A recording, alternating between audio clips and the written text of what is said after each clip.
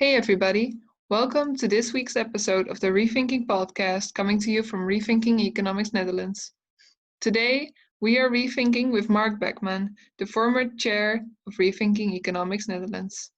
We talk about everything rethinking, from how he started in economics to his past board year and what he will be up to in the future. Next to that, we learn about Ecom for Future and Marc's passion on climate change and economics.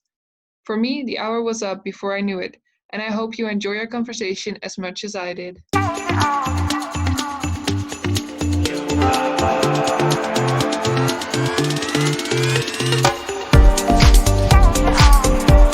Hey Marc, thank you so much for making the time to talk to me. How are you?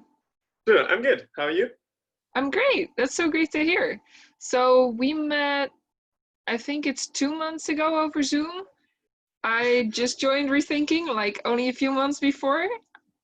I Yeah, think, yeah. How long have you been with Rethinking? I think so. I graduated my bachelor degrees a few weeks ago, and I think I joined Rethinking in kind of the second half of my first year at university. So that would mean now 2.5 years ago. Yeah, I kind of knew of Rethinking Economics' existence already in the last years of high school, and then I kind of looked while I was in Amsterdam in my first year a bit around what are kind of interesting study organizations that I could join, and then I found that a person in an upper year, a year above me, was active in Rethinking Economics. So I reached out to him, Cool. and then yeah, I guess that was my introduction into the network. Nice. So that's pretty early on if you learn about it in high school. That's amazing. How did you find it? Mm, yeah, it's a good question. I mean, there was like a time where I was very much interested in economics, but more so from a like social change perspective.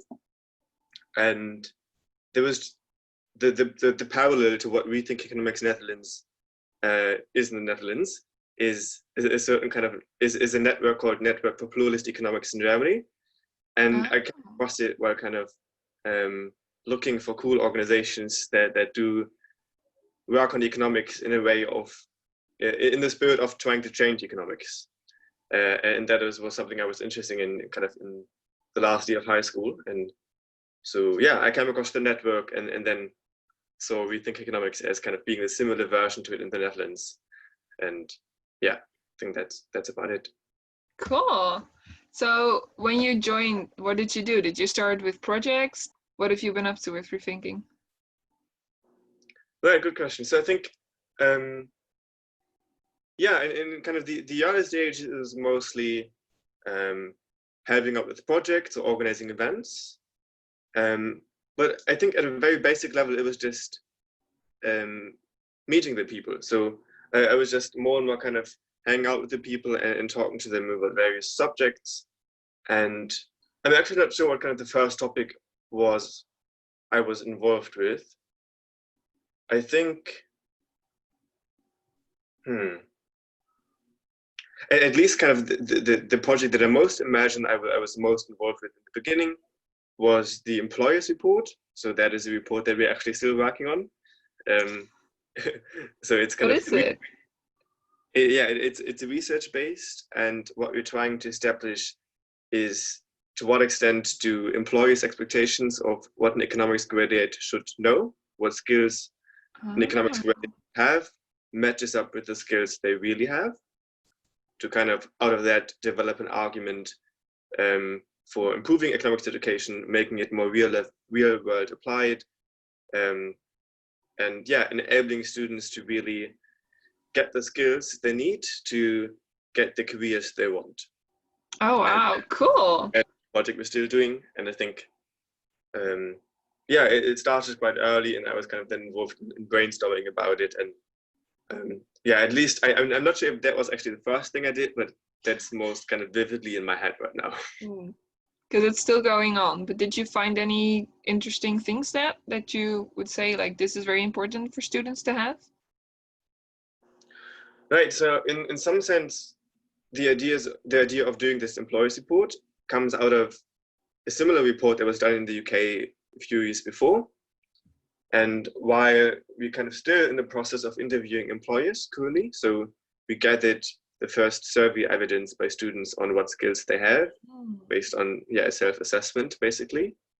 We're still interviewing employers to see how that matches up. So we don't have clear results yet for our own research, but based also on the UK report, I would just hypothesize that communication skills is a vital skill for economist students to have, and something that has probably been undervalued in curricula so far, as most economists, like communication skills are important wherever you go, right? Whether you go into academia or into a professional, if you can't communicate what you learn, it doesn't help much what you have in your head. But I think, especially as most economic students go into professional jobs, actually it's something that curricula don't take into account. Most kind of economic programs try to prepare students for jobs in academia. Then really in those professional jobs, you need communication skills for teamwork, for talking to your colleagues, and that is, not appreciated enough, I would say, in economics curricula. Okay, interesting. Yeah, I remember that from the Thinking Like an Economist report, that only 39% of courses have communication skills in them. That was very interesting with writing and speaking, and that was even a smaller percentage. Yeah, that's a very good observation. So in that sense, kind of that report backs up a lot of the stuff we do, because we did just one time a survey of all economic programs in the Netherlands, and it gave us these statistics that we can bring into debates with professors and any people who are interested in the status of economics education at the moment. I can kind of very vividly explain how it's like and why and how it can be improved. Cool. So after that, you became chairman for this year, or like for the whole university year that's now almost done. So why did you become chairman? Why think, you know what I'm gonna do? I'm gonna be the face of this organization for a year. Well, I mean, to be honest, I was quite reluctant to be the face, for several reasons. The most kind of striking reason, though, that I'm not a Dutch native speaker, so I felt particularly uncomfortable being the face or being kind of the like first spokesperson, having these language barriers. But it was just a process of the old board leaving, all the old board members leaving, and looking for people to take over. And that's actually a harder thing than one might imagine, finding people who can take over. So there were now kind of many people actually who were interested, or that at least I think in the perspective of the old board members came to their mind. And as I had worked with the old board members for the last year, and I knew them very well, and we had worked on many projects together. They asked me if I want to do it, and while I was really hesitant for mostly the reason that I mentioned before, I decided to do it because it's such a great chance. It really felt like something I would regret if I would not do it, and I definitely haven't regretted it. It's been a really amazing experience, because it opens you up to so many opportunities and also different people who you can talk to and engage with, and form connections for way also beyond your studies. And just beyond that, it is also fun. That's also important. Right. So, like, what was the most interesting thing you did as a chairman for this year? Or what are you most proud of, like, looking back at it? Right. I think so maybe I would start with saying that kind of the last board year was kind of rusty and a bit of everything. So we had kind of some turbulence in the board beginning of the year, and then the COVID pandemic happened. So I feel like it wasn't really kind of a straightforward path of us doing projects and them continuing over several months. We had to adapt kind of constantly to people doing other stuff and leaving and then coming back, and then the pandemic happening and so on. But I think, so if I would kind of pick out stuff that, like I think work really well, then it's probably many kind of smaller things that I think we achieved and which are great. So one thing is, for example, we made a huge step in developing the local group in Rotterdam. So beforehand, we were basically only a national network and had loose connections to people in different cities. But what we did this year is really establish a firm local group in many cities, the most prominent one, the most active one being in Rotterdam. And they did a lot. They did many activities, grew their member base. Now they're doing amazing video projects on the link between pluralism in economics and climate change. So that has been really awesome to see, and I can't really say that I'm proud of it, because I was not the one kind of leading. I'm not part of the local group in Rotterdam, but it makes me very happy to see.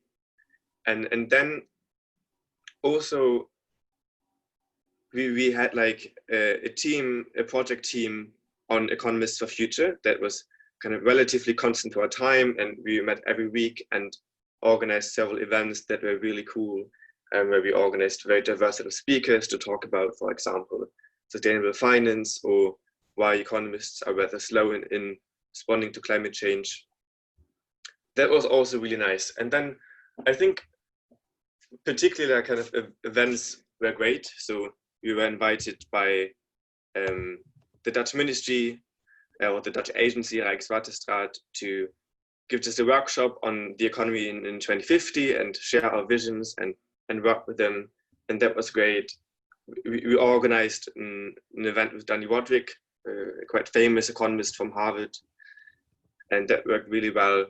And then I guess lastly, we were invited by the Dutch Royal Academy of Sciences to give a talk on our view on the status of economics and what needs to change. And that was quite a high-level event, where also kind of new ideas or projects came out of, because people approached us afterwards. So that was also a particularly striking memory, I think, of the last year. Cool. So looking forward, looking ahead, the new board has now been chosen. So what would you say to the future chair, to the future board? Right. I think it's quite important to be clear on your priorities, and then also to follow them through kind of as to follow them through, while also then kind of being mindful of adapting and changing circumstances. So I think if you start the board year and you start being involved with rethinking, it feels like there's so much you can do, and so many opportunities arise, and also kind of circumstances change, people leave. So there's just a lot of kind of possibilities, and also a lot of kind of change involved in taking on that role and being part of that network. And I think to not get lost or get sidetracked by some of these dimensions, I would probably advise to figure out before the board year starts what is important to you. Also, what do you get kind of joy of? What do you particularly enjoy? And then try to focus on that. So just kind of maybe like a personal reflection. In the beginning of the year, I was trying to make sure that many people joined Rethinking, and I met several people who approached us and were interested, and I spent a lot of time just kind of onboarding them and trying to get them involved. And that was I think necessary, and I think it is necessary for us also as a network to do. I also noticed that I particularly like to work on projects, and I wanted to kind of be more involved in the project work and a bit less in the outreach work. So then I just decided to be very much involved in the different projects on Economists of Future, or rethinking the role of banks, and trying to change kind of econ courses on money and banking. And that really helped me to kind of refocus and push rethinking ahead. And yeah, so it's like very much a personal advice based on experience, but also actually a last advice I might pass on. I mean, obviously there are many, but that's also an advice I got from the previous board members before me, is, and I guess it partly relates, to really make sure that you always enjoy the work that you're doing. Don't feel pressured to continue with old projects that you kind of feel obligated to continue or to finish if you don't feel like they appeal to you, if they don't feel right for you. I mean, at the end of the day, Rethink Economics is still an organization based on volunteer work, and we all don't get paid for the work we do. So it is important to make sure that we enjoy the work and that getting something out of it. If that is just to kind of, working on projects and seeing that you can actually realize change, or if that is through just talking to the people that you find interesting and you get joy out of the conversations you have with them. And be mindful of that and make sure you adopt kind of your priorities and your actions accordingly. Okay, wow. That's a great answer. Thanks. So if you look back a little bit further back in time, how did you get into economics before you even found Rethinking? Why did you think economics, this is interesting, this is what I want to look into further?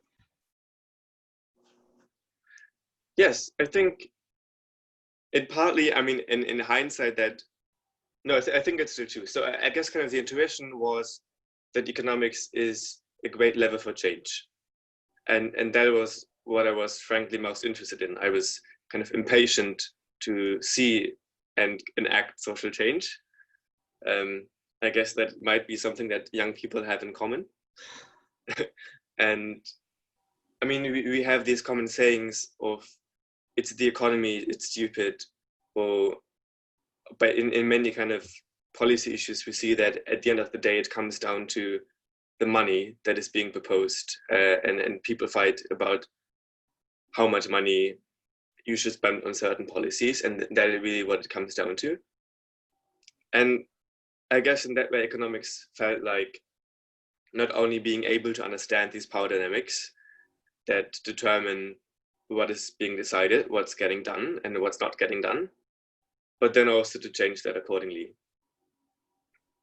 And I mean, I think so. That would, I guess, be the first reason. And the second reason, I thought that kind of economics is also a good mix between policy and more qualitative kind of analysis of what's going on, mixed, but also with kind of a bit of a quantitative and really kind of empirical evidence-based approach, and mixing these both, right?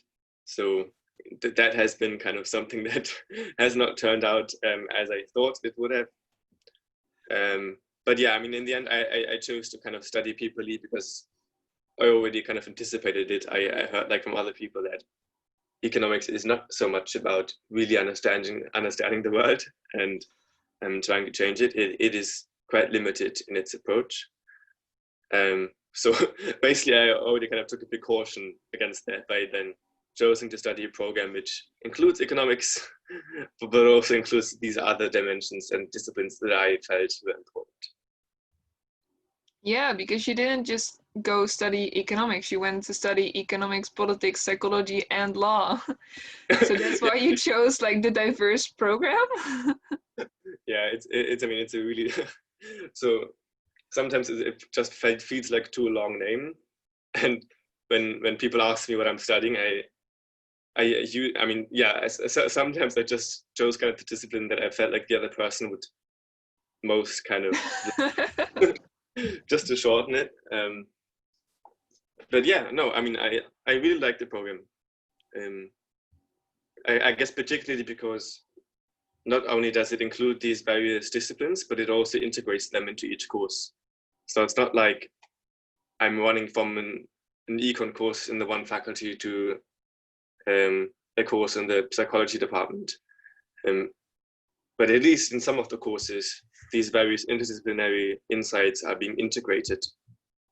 And I think that is a particularly rare thing, although more kind of programs are realizing the benefits of that and moving to that direction. But yeah, it's what I particularly enjoyed. Cool. So you also had like psychology in your bachelor. And do you think that because you had psychology and economics, do you think economic education, if you look at bachelors that are just economics, does that affect student behavior? There was this, I read about this study where they tested with money in envelopes. They put it in different classrooms, like psychology, sociology, economics students. And then they saw what the percentage was of people giving the money back. And I think it was 80% of the people in psychology and sociology gave the money back, and only 30% in economics. So as somebody who's studied all the different ones in one bachelor, do you see a difference between the students in your bachelor and students in a just economics bachelor or a just psychology bachelor? Yeah, interesting question. And yeah, I think it's been like kind of studies that have been cited a lot about how economic students are also more egoistic and less solidary than others. And I think the difference between the different majors in my study program is probably very minimal, just because most students made a conscious choice to already study this interdisciplinary program in the first place. So I guess kind of the self-selection bias that you would see with just pure economics programs is a bit less prevalent in my study program. If I think about the kind of difference in people who study the different majors in my study program, I mean, it's a bit funny because many stereotypes are flying around. But yeah, if I'm thinking about that difference, then I would probably say that it mostly comes down to people wanting to have definite answers, and then people who don't really care about definite answers and who appreciate and really like the uncertainty. And I guess that partly relates to the experiment that you mentioned. But I'm not sure it does a lot, actually.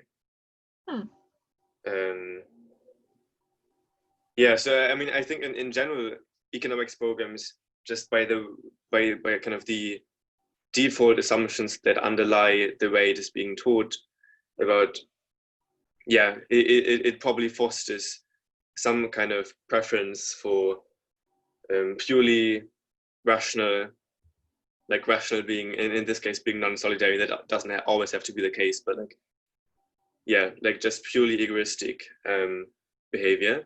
So I think it's true that it's kind of a combination of people who study economics already having these personality dimensions or biases, but then also the economic program fostering it. But I would say it's not that much prevalent in my study program. At least I couldn't really observe it. Okay. So do you think it's important that you have different influences in your economic study program, or would you change economic education more that way, or would you adjust other things in economic education? Yeah, I mean, that's kind of a great question because it lines up to everything that Rethinking Economics wants. Yeah, so definitely make economic programs more plural. Economics has to be integrated with insights from psychology, from politics, from sociology, from history. What did I miss? From law. So economics is a social science. And if you really want to study the economy, then you have to integrate various perspectives that shed light on stuff that a purely kind of applied mathematical approach with very discrete and limited conditions cannot grasp. Next to kind of that pluralist interdisciplinary side, I mean, I would make the methods more diverse that are being used. I mean, we briefly touched it before, but making sure that qualitative methods are being more taught in economic programs. And I guess what I would also highlight is there's the real distinction in universities between economics and political economy. I really do not understand that. But it often comes down to what people perceive as being economics. The essence of what economics is more of, you know, how do certain agents behave in conditions of scarcity and under various restrictive assumptions. That is kind of more the definition that has been given if people ask you what is economics, rather than kind of defining economics as being the study of the economy. And I personally would be in favor of kind of the latter definition of, for me, economics is about the economy. And if we would follow that definition, the distinction between political economy and economics does not make sense. So if I would interesting. lay out what would my vision of economics education be, then I think definitely integrate both, or every economics program has to be a political economy program in that sense. Because without these political dimensions, you can't understand the economy. But yeah, that is my view. Okay, wow, that's fascinating. Cool. So, a little bit of a different topic. So when I was looking around and asking around about you, I talked to your fellow board member, and he told me that you took a bus because you don't fly anymore by plane. You took a bus for 26 hours to get to Spain a few months ago. And he was wondering whether you're gonna meet him in Taiwan and gonna come by bus there too, and where your fascination with sustainability and climate change comes from. Oh, that's funny. I mean, I actually thought about taking the train. But I think Taiwan, that is a bit unfeasible. Sorry, Alan. I think so. I mean, I briefly talked very early on about kind of my last high school years and how that kind of started my interest in economics in the perspective of social change. And back then, I was mostly interested in inequality and the more social dimensions about economics. And then after high school, I volunteered for an NGO on climate policy. And I guess that is where I really connected to sustainability and what climate change means, what effect it has, and how important it is. So I guess beforehand, I perceived climate change to be this gigantic topic that, you know, I could rationally see as being the most important and most kind of grave challenge of the 21st century. But that did not really connect with me, that I didn't really have kind of a more emotional relation to. And it was too big. Yeah, too big, but also,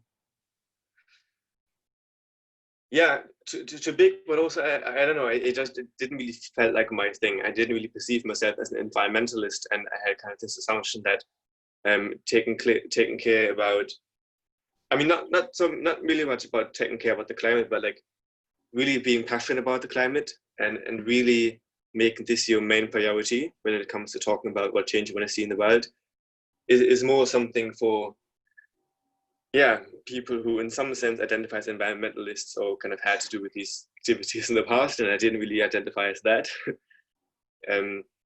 So yeah, but then I did the volunteer year at this NGO called German Watch, and then I connected to people who actually, you know, had worked on, or at least many of them had kind of been greatly concerned about it for many years or their whole lives.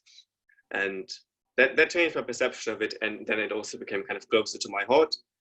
And I guess since then I've been just struck by, yeah, the magnitude of the danger we're running into and the kind of gravity of the cliff that we're speeding towards.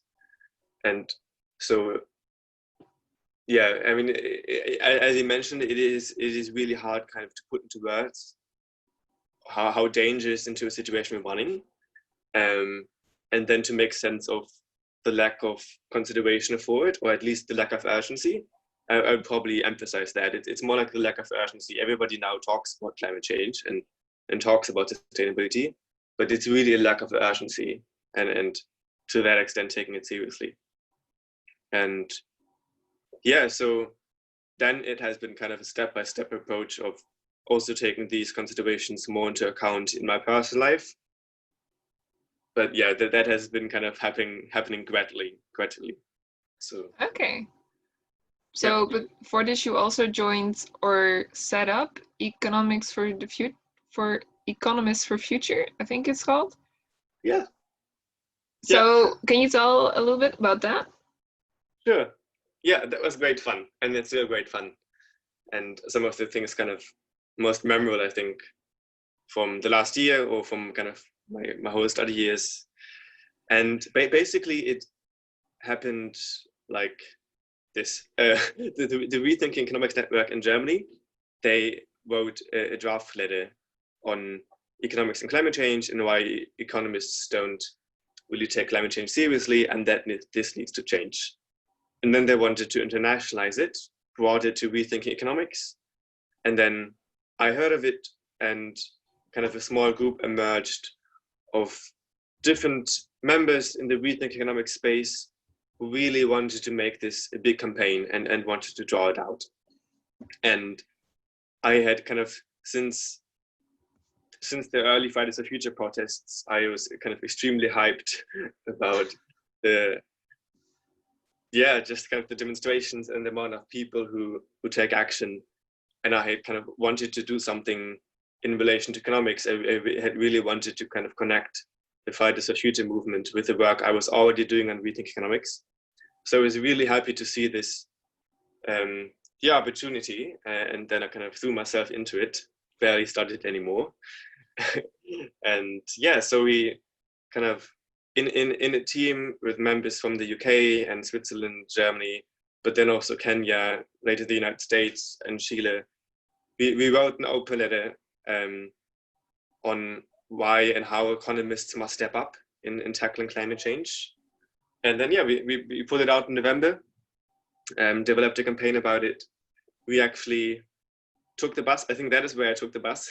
So I took the bus to Madrid to present the letter and our initiative at the climate change conference of the United Nations. And yeah, and so we talked to several people, strategized about how to take this forward, put out tweets, developed our social media, and yeah, just been kind of in contact with many people and trying to really point out how it is dramatic that economists don't take climate change seriously. Because maybe just to illustrate kind of a striking statistic, please do, is that, I mean, I might be wrong on the number, but there was a research paper done by Stern and Oswald in 2019, and they found out that I think way less than 1% of all the articles published in the 9 biggest economics journals address climate change.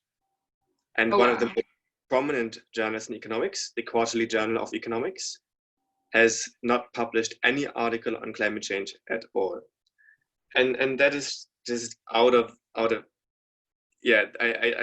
it's really hard to explain it. So kind of the authors explained it as it being a weird Nash equilibrium, in the sense that the reason why economists don't research climate change is simply because other economists don't research it.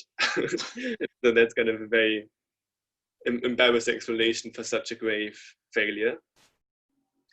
But it is really extraordinarily dramatic, because you would think like, economists would take that seriously. It's not something, I mean, just kind of the way of emissions being an externality is at the very basic level of even the most hardcore neoclassical models.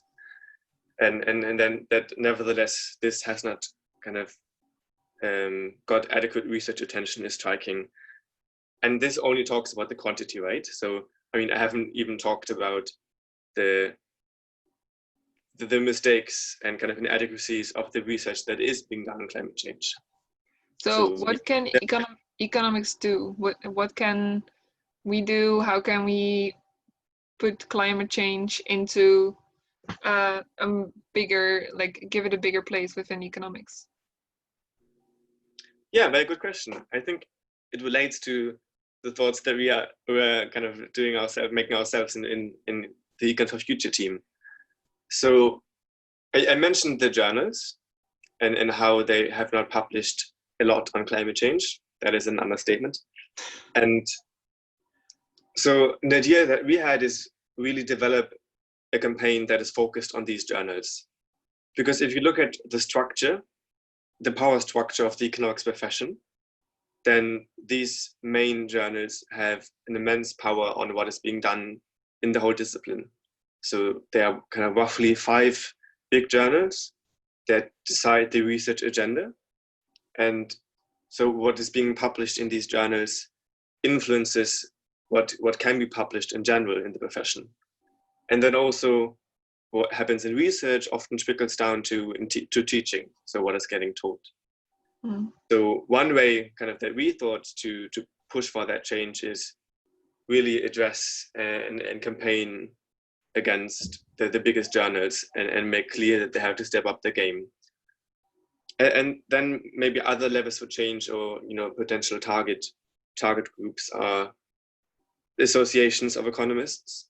So I think in each country there's like an association where economists kind of gather, maybe for like one conference in a year, and really make clear that this is their responsibility, and it's also the responsibility of all of them. And I think that is a very important point, actually, because it is not enough to have more environmental economists or ecological economists. Carbon is at the foundation of our economy, and it is structural. So every economist has to figure out what climate change means for their research, or at least kind of figure out what it means for the policy implications of the research. What do you mean carbon is at the base of our economy? So, I mean, I think if we look at how, I mean, that's partly a historical question, and I'm not sure if I can give the best answer on it, but I mean, fossil fuels are at the basis of kind of economic growth, at least in the current economic model that we have. So in that sense, pushing for a transition or like trying to reduce the amount of fossil fuels in our economies, and in the end completely phasing them out, so completely shifting to renewable energies, requires a huge systemic transition. It is not just kind of a reform in a certain sector or something that you can adjust a little bit.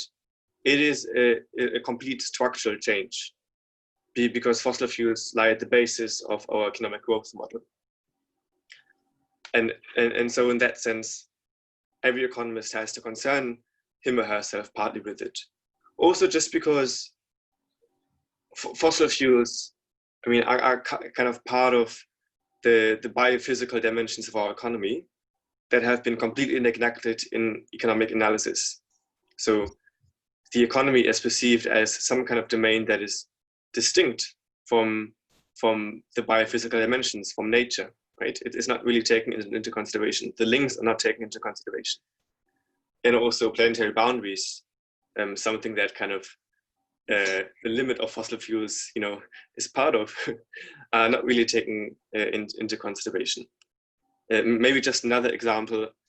So a friend of mine who works with me on Ecom for Future, he talked to an economist who is mostly kind of working on growth, and asked what he can, what the economics department can do better in tackling climate change. And firstly, that economist answered by saying, yeah, I mean, we could install more LED lights in our department, which is, that's such an embarrassing answer. But then also kind of his second answer was that he does not concern himself much with climate change because he studies growth. And that is a fundamental misconception, because climate change obviously affects growth. But if you just think in these kind of certain segments and think that, right, I'm studying kind of macroeconomic growth dynamics, and so I can leave climate change to the environmental economists, then you have that kind of understood the systemic nature of climate change and the systemic nature of carbon. Ah, okay. Wow. Yeah. So what are you going to do going forward with Ecom for Future? Are there any big plans, things we should know about? Yeah. And so currently we are writing a report on why the economics profession is so damn slow in realizing the urgency of climate change and acting accordingly. So for that, we interviewed several economists across the world and asked them for their perspective. So we, for example, interviewed Yanis Varoufakis, the former finance minister of Greece. We also interviewed Michael Jacobs and Yaya Tigosh, who's a developmental economist. And we're bringing these perspectives together in this report, and then kind of trying to shed light on why we are in this, I mean, I can say non-Nash equilibrium, but it's, yeah, why we are in this kind of state of failure. And we're going to publish this in the Rethinking Economics Festival, which is going to take place in like next week or in 2 weeks. Yeah, the 22nd to the 26th of July. Perfect. Thanks. Yeah, sure. So everybody should obviously go to that. It's going to be amazing. Not only because our session will be there, but many other sessions. So that is kind of the most ongoing and current project. And then afterwards, we are hoping to get a head start again on this campaign targeted at journals in economics that I mentioned to earlier. Wow, fascinating. Okay, well, I hope that's going to be amazing. I'm really looking forward to the report at least. Thanks. So switching a little bit, let's do a little lightning rounds of questions. Oh, damn. And let's see how quick on your feet you are. So what is a skill any economist should learn? Reflective. I think being reflective of your own assumptions, being reflective of the failures of their own models, and then it closely connects to being able to critically think about the limitations of the models and assumptions that you're using in your research. I don't know if reflective is a skill, so I don't know if, but now you put me on, like, you put pressure. So, So who do you admire or look up to in economics? So that changes, but it is currently Daniela Gabor. She does fascinating research on macrofinance and shadow banking. And I think it's particularly interesting that, I think she's also kind of a great example of how a great and powerful and interesting of the research you can do, even not being in the elite institutions in the US. But yeah, she's studying I think at the University of West England.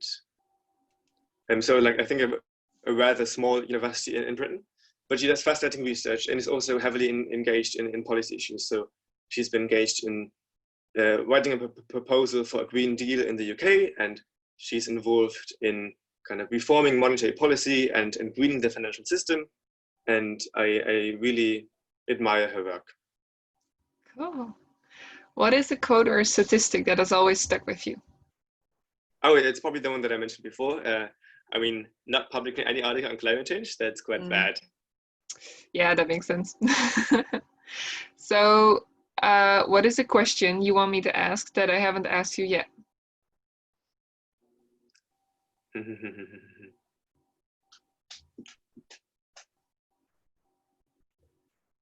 mean, I would have answered. You can ask me about the Ecom for Future, but you already asked that. You can ask me about what is most fun, or like my most fun memory. Okay, so what is your most fun memory of rethinking economics? So I think that was last year when we organized the Rethinking Economics Festival, and then one of our members and his friend, they organized a rap battle on Keynes versus Hayek, and that was just awesome. I mean, it was just a mix of, pure joy and laughing, but then also being kind of struck by the yeah, by the accuracy of the quote. So on the one hand, it was a really interesting just rap battle to follow. Like the lines were amazing, and you could really see how so much kind of intellectual thought was behind the argument, because they basically put these big economic debates into a rap battle. But it was really fun, and it also was a rap battle that was at the end of the festival, so it also felt like a celebration of what we've done, and yeah, kind of the end of the festival, which we put a lot of work into that time. Yeah, I bet. It's a pity it can't happen this year, but it looked really cool last year. We have the online festival, so That is true. That which is gonna be very fascinating, because I think the good thing about the online festival is that we can now have speakers from all over the world true. because it's online. They can just call in, which is Exactly. really interesting. And visitors from all over the world. Yeah. So yeah, it will be a very interesting festival this year. Yeah, yeah. So to wrap this up, what are your future plans for economics with economics? Or with rethinking economics, actually? Yeah, good question. I think future plans with economics. So I'm going to do a master's in Vienna on a master program that's called Socio-Ecological Economics and Policy. So I very much go into the direction of that is probably evident from the stuff I've done in the past 2 years, and yeah, trying basically to narrow down on how a socio-ecological transformation of economies can look like and how that can be helped to bring about. Currently, I'm more focusing on monetary policy and really seeing the financial system as a huge lever for change in the bigger transformation of the economy. So I might just more focus on that. So figuring out how you can transform the financial system, how you can align monetary policy with the Paris Agreement, for example. And yeah, so I think that is kind of what I want to do on the economics front. And then for rethinking economics, well, so I mean, partly I will leave the board in the end of August, so I won't be actively involved anymore. But what I'm kind of still working on is, together with the International Rethinking Economics Network, and yeah, like a few members who kind of came together there, formulate an open letter that tries to develop a new narrative for the whole movement. So we really felt like, so that is kind of not only Rethinking Economics Netherlands, but like various networks in various parts of the world felt like the pandemic is an enormous illustration of our previous points. It basically confirmed what we've been arguing for, but nevertheless, it requires a kind of a new impetus to how we go about social change. And we're currently in the process of kind of formulating that, bring different perspectives into it, to make sure that what we're developing is representative of how people feel in the global network. And that is probably a work that I will continue to do at least, until October, November. And yeah, I was also be involved with Ecom for Future also continuously, and I guess kind of see what Vienna brings. So kind of what people are active there, and how we could connect. And yeah, I guess these are my plans. Cool. So I asked the other board member, Rosa, the secretary, if she had a question for you. And she said that you never complain with so much going on every day. And she was wondering how you became a master in planning and if you had some tips. Wow. I don't know if I can identify with that, but it's really nice to hear, actually. And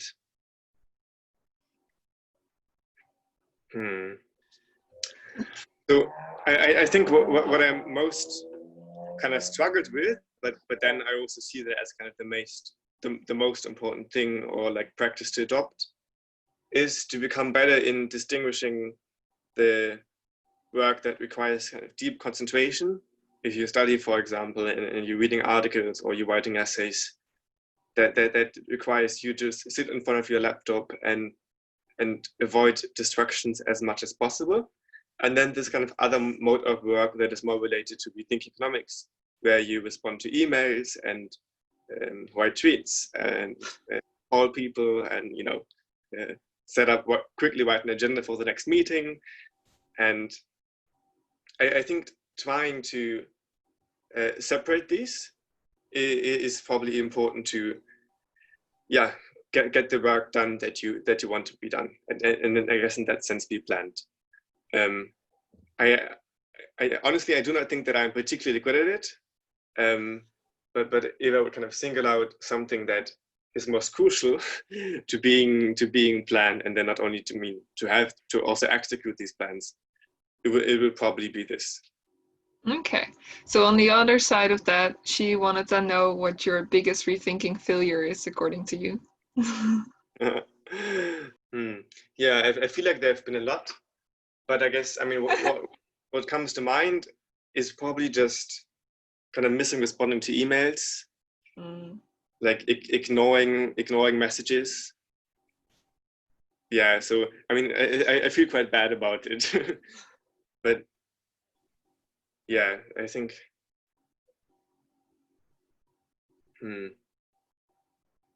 I mean, that's a good answer, I would say. Yeah, probably. I mean, so I guess it would be kind of small things like these. Well, probably they're not really small. If you kind of consider responding to emails, it's just kind of your basic responsibility, not that difficult. So, but yeah, like I think that I could definitely improve on my responsiveness to emails. But sometimes I was just kind of sidetracked in other stuff, and then I kind of lost track of it. And maybe I really hope that we get the employees report done this year. That is the biggest priority. And I also really hope that we are able to update the website before we hand it over to the new board. So yeah, I'm so excited about the new website. It's gonna be interesting to see. So I mean, I'm just hoping that we get this done. And if we don't get this done, I would definitely consider that to be a big failure. But there's some hope left. So wrapping us up, what do you want to tell present and future economics students?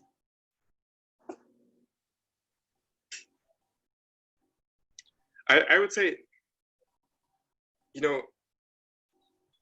be reflective about what is going on in the world, and then speak out, and then take a stance.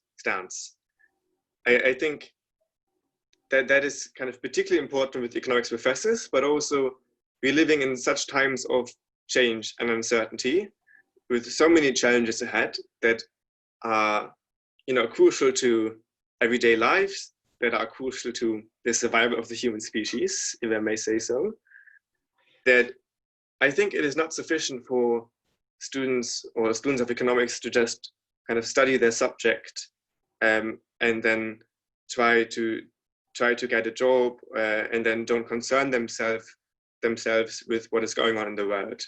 While I do have kind of understanding and empathy for it, because often this is also kind of a reaction to a lot of change and uncertainty, that you just want to kind of feel the need to focus on yourself and to provide some safety to your own life and maybe to the lives of others. I would definitely encourage economic students to make use of the stuff that they learn to advocate for change. Like if they feel like they want to learn something but it's not covered in their curricula, that they speak up for it and advocate for changing that. And then on a wider perspective, speak not only speak out about what is wrong in your own curriculum, but also what is wrong in the world. and then forge alliances with people, organize, and then affect change. Wow, thank you so much, Marc, for joining me, and have a wonderful day. Thanks, you too.